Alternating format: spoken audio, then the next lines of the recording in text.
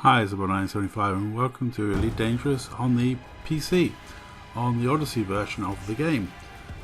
It's a very weird thing for me to be saying. Here we've got Dark Owl with the Dark Marauders flying alongside, so complains a lot, one of my subscribers on PC.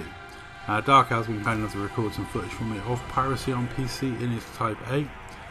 Dark Owl has migrated across to PC and sometimes slums it with us lot on Xbox. He's over there building Type 8s that we can't have and fitting them out the same way I fitted out my Cobra, so lots of missile racks and a cooling beam. I think it's a really fun build for a silly pirate ship because you can put all the experimental effects on it, so it causes like a lot of issues for the enemy commander in terms of messages if it doesn't do that much in terms of damage. Though he certainly had enough to deal with this fight. And yeah, he brought me some footage of him in Seoul on PC. He met around 25 commanders in Seoul, which is much busier than it is on Xbox. It's probably a little bit busier than it was at Xbox's peak, or around about the same as Xbox's peak. Obviously we're long past the Xbox peak because once they announced to stop developing the game on Xbox, we definitely had a big dip. And a lot of our players went over to PC.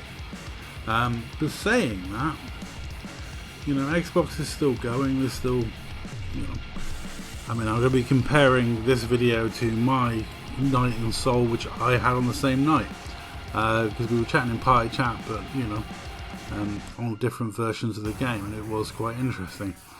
And yeah, I'm fully aware that the PC version is where to be if you want to be on the game going forward and you want to see new stuff.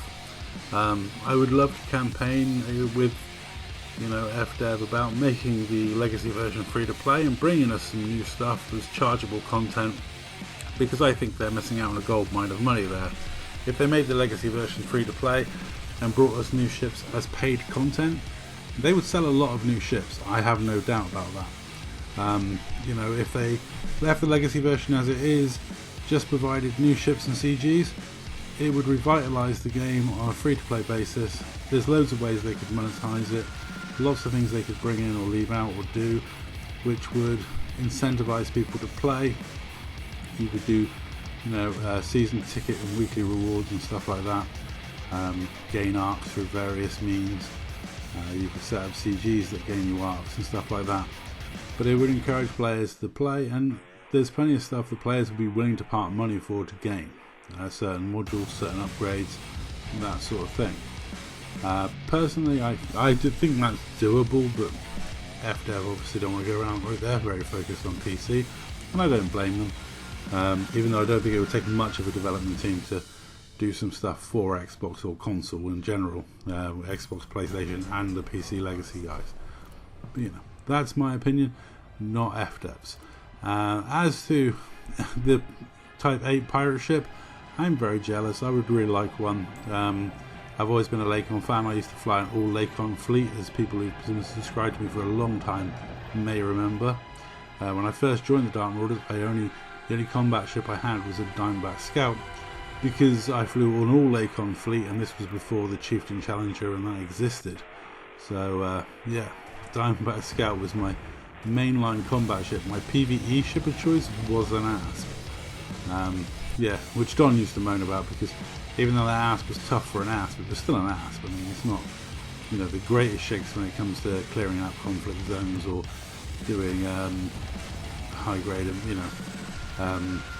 high conflict zones, or compromised nav beacons. But as a bounty hunting ship, I was fine for what I needed. And yeah, Dark Owl's proving that piracy on PC in a Type 8 is a thing that you can do. You can also blow the crap out of people, which is something that he will do. He's also kicking up a bit of a storm. He started his own squadron, which is the Dark Storm Pirates. He's got his own Discord on the go, and I'm sure he's going to be looking to recruit at some point. But if you're interested, hit Owl up in the comments of the video and say that you're on PC and you're interested. He did try and recruit Sir Complains a lot, but Sir Complains a lot is he likes being a solo pilot who's free to do whatever he wants, whenever he wants, however he wants. Though I'm pretty sure our squadron will not be that restrictive when it comes to behaviours.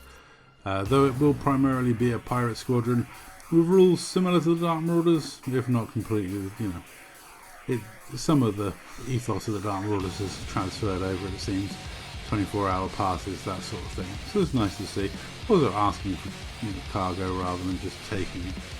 So yeah, nice to see. Wonderful bit of piracy from an Xbox guy. So you can take the guy from Xbox, but you can't take the piracy out of the guy.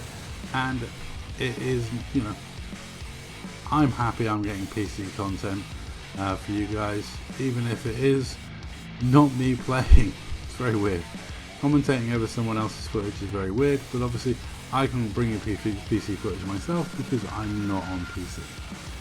I'm very resolutely sticking to the Xbox and not moving across to PC, but each to their own. If people want to play on PC, that's fine with me. It is funny though how Al hasn't tried any of the ground combat yet or any of that side of things. I don't think anyone really wanted ground combat in the game, or very few people did.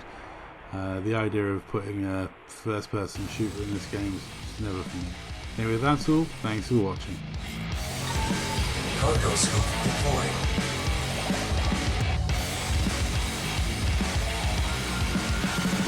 Collector been expired.